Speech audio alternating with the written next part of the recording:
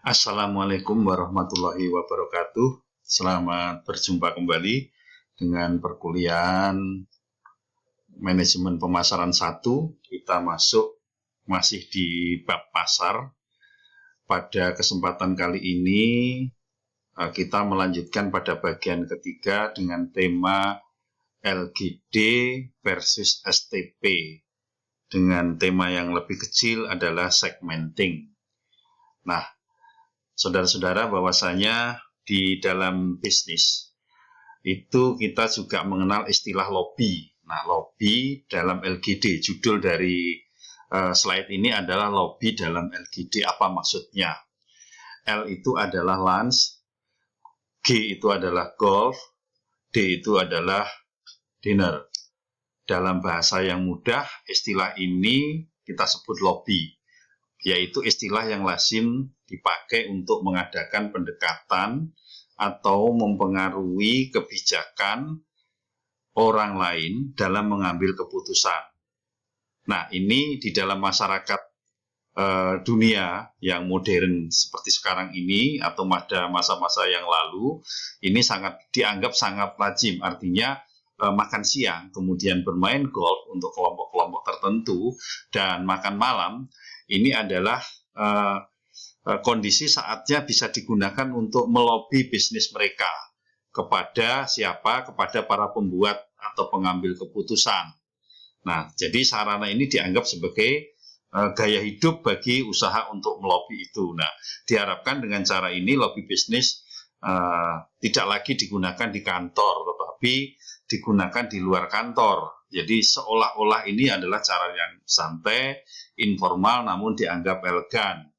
Walaupun di dunia kita, di masyarakat Indonesia pada umumnya, ini adalah bisa dikategorikan atau kadang-kadang mengarah atau mengindikasikan adanya KKN kalau salah memahami atau salah menerapkannya. Namun diakui atau tidak, memang ada yang model ini, jadi mengajak makan siang, rekan bisnis, kemudian bermain golf, atau kemudian makan malam, bisa jadi ini adalah sesuatu yang dianggap lazim, lobby-lobby yang seperti ini. Nah, lalu bagaimana dengan marketing yang benar seperti sekarang ini? Nah, marketing yang benar, pemasaran yang benar dengan kondisi yang seperti sekarang ini. Nah, di dalam marketing ada istilah yang disebut dengan STP, yaitu segmenting, targeting, positioning. Jadi ternyata di dalam LGD ini, dari makan siang, kemudian main golf dan makan malam, jadi makan siang, main golf, dan makan malam, ini tidak cukup. Jadi tidak cukup orang berbisnis itu hanya mengandalkan lobby-lobby seperti pada masa-masa lalu lah, katakanlah seperti itu. Orang di dalam bisnis perlu memperhatikan apa yang disebut dengan STP, yaitu segmenting, kemudian targeting, dan positioning. Identifikasi variabel di segmen, kemudian mengembangkan bentuk segmen, kemudian targetingnya adalah evaluasi daya tarik segmen, dan memilih segmen. Kemudian positioningnya adalah mengidentifikasi konsep, dan memilih, mengembangkan, dan mengkomunikasikan. Nah, jadi itu. Jadi kalau di bahasa Inggris kan itu dari mulai bawah mengidentifikasi tadi, identify base for segmenting the market, kemudian develop profile of resulting segments. Nah, ini bagian nomor 1 dan 2 adalah market segmentation, kemudian 3 dan 4 adalah market targeting, dan 5 dan 6 adalah market positioning. Nah, kemudian apa langkah-langkah dalam segmentasi pasar, kemudian penentuan sasaran, dan penentuan posisi. Yang segmenting tadi ini sudah, jadi ini memperbesar yang tadi, mengidentifikasi variabel segmentasi, dan mensegmentasikan pasar, kemudian mengembangkan gambaran segmen yang dihasilkan. Di targetingnya mengevaluasi daya tarik, kemudian memilih segmen. Dan di positioning mengidentifikasi konsep, dan memilih, mengembangkan, dan menyampaikan konsep. Kemudian, apa itu segmentasi pasar? Yaitu kegiatan membagi-bagi pasar yang bersifat heterogen. Jadi kita tahu pasar itu banyak ragamnya, jenis kelamin ada pria wanita, kemudian dari umur juga banyak, ragamnya banyak. Nah, ini dianggap heterogen. Jadi pasar itu dibagi yang bersifat heterogen dari produk itu ke dalam satuan pasar yang bersifat homogen. Nah, manfaatnya apa? Yang pertama, menyalurkan uang dan usaha ke pasar potensial yang paling menguntungkan. Yang kedua, merencanakan produk yang dapat memenuhi permintaan. Yang ketiga, menentukan cara promosi yang paling efektif. Yang berikutnya, memilih media periklanan, media advertensi, dan anggaran lebih tepat dan mengatur waktu promosi yang lebih baik. Kemudian pola dasar segmentasinya kita contohkan, misalnya ini adalah es krim, jadi preferensi yang homogen. Jadi misalnya ada dalam suatu pasar, itu ternyata setelah diteliti, itu semua orang atau mayoritas orang itu berada kesamaan. Jadi rasa manis dan kadar krimnya itu sama, satu. Itu preferensi yang homogen itu begini. Jadi kalau ditawarkan es krim misalnya, bagaimana rasanya dan kadar krimnya, ternyata mereka satu kelompok. Preferensi yang kedua disebut preferensi tersebar. Nah, jadi ketika suatu masyarakat atau suatu kelompok konsumen ditanya, itu ternyata macam-macam jawabannya. Nah, ini namanya preferensi tersebar. Nah, di mana-mana ada yang rasa manisnya sedikit, kadar krimnya sedikit. Rasa manisnya sedang, kadar krimnya sedikit. Ada yang rasa manisnya manis sekali dan kadar krimnya manis. Nah, yang ketiga preferensi terkelompok. Jadi mereka ada terkelompok-terkelompok. Ini adalah 3 preferensi dasar dalam mensegmentasi pasar. Kemudian prosedurnya kita mensegmentasi pasar atau membagi-bagi pasar itu. Yang pertama disebut survei. Apa yang disurvei? Atribut produk yang pertama. Nah, kemudian disurvei juga motivasi, kemudian sikap dan perilaku konsumen, demografi, psikografi, dan mediagrafi responden. Kemudian nanti dilakukan analisis faktor dan kelompok atau klaster. Kemudian pembentukan penyusunan profit. Itu adalah prosedur segmentasi. Nah, lalu karakteristik segmentasi pasar. Bagaimana segmentasi pasar itu dilakukan? Perlu dilakukan. Ada yang harus measurable, ini syaratnya. Ada substansial, accessible, differentiable, dan actionable.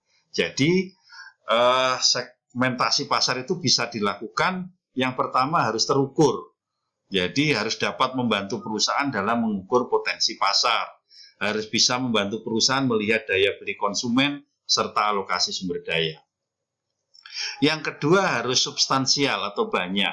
Jadi kalau segmennya sedikit ya tidak perlu dilakukan segmentasi pasar kalau memang konsumennya sedikit. Kalau banyak, nah itu perlu. Nah, segmen tersebut harus besar dan profitable untuk dilayani. Kemudian dapat diakses, accessible. Yaitu segmen tersebut harus mudah dijangkau. Kemudian dapat dibedakan, differentiable, yaitu segmen tersebut dapat dibedakan dengan jelas, kaya, miskin, kemudian dari umur, mungkin balita, remaja, dewasa, tua, itu differentiable. Actionable dapat dilayani, artinya segmen tersebut setelah dilakukan segmentasi pasar memang dapat dijangkau dan dilayani. Nah, kemudian variabel apa saja yang perlu disegmentasi? Ada banyak, antara lain ada geografi, demografi, psikografi, perilaku, behavioral, dan teknografi. Kita lihat satu-satu.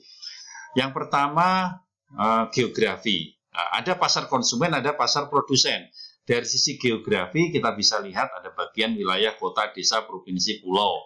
Demografi, misalnya dari sisi usia, jenis kelamin, tingkat pendekatan atau tingkat pendidikan, agama, itu demografi. Kemudian psikografi, gaya hidup, nilai kehidupan yang dianut, value, dan personality. Misalnya, ada yang memang produsen itu mendesain mobil sport untuk konsumen yang memang bergaya sportif. Kemudian model mobil sedan lux untuk yang menginginkan kesan eksklusif. Nah, perilaku, behavior, segmentasi dilakukan dengan membagi konsumen berdasarkan tingkah laku, perasaan, cara konsumen menggunakan barang, dan loyalitas merek. Nah, kita bisa lihat dalam contoh, misalnya sering obat sakit mah itu dipromosikan pada bulan Ramadan. Nah, itu diakui atau tidak. Nah, itu perilaku. Nah, kemudian teknografik adalah pembagian kelompok berdasarkan tingkat penetrasi teknologi yang sesuai kebutuhan. Nah, apabila target konsumen produk tidak memiliki penetrasi media internet yang tinggi, maka penggunaan media interaktif dalam kegiatan masyarakat akan tidak efektif. Nah, di Indonesia, teknologi berarti kita ngomong ke kota-kota besar. Kemudian dari pasar bisnis, kalau demografis ya ada variabel operasi, pendekatan pembelian, faktor situasi, karakteristik pribadi, jenis industri, ukuran perusahaan, dan seterusnya. Kemudian dari demografis, tadi ada variabel operasi dan seterusnya. Ini adalah segmentasi pasar bisnis, termasuk di dalamnya adalah misalnya ada teknologi proses, teknologi safety, teknologi informasi, status pemakai, dan kemampuan pelanggan. Kemudian ada situasi, ada karakteristik pribadi, dan beberapa lainnya. Nah, itulah beberapa hal yang perlu saya sampaikan, bahwasanya LGD tidak cukup. Jadi tidak cukup dengan makan siang untuk lobby bisnis, tidak cukup dengan bermain golf. Barangkali kalau trennya sekarang bersepeda, mancing, dan seterusnya, itu tidak cukup. Tidak cukup juga dengan makan malam. Tetapi perlu memperhatikan konsep STP, segmenting, targeting, positioning. Baru saja kita sampaikan tentang segmenting, kita berjumpa lagi pada bagian yang berikutnya tentang targeting dan positioning. Terima kasih atas perhatiannya, mudah-mudahan ada manfaatnya. Wassalamualaikum warahmatullahi wabarakatuh.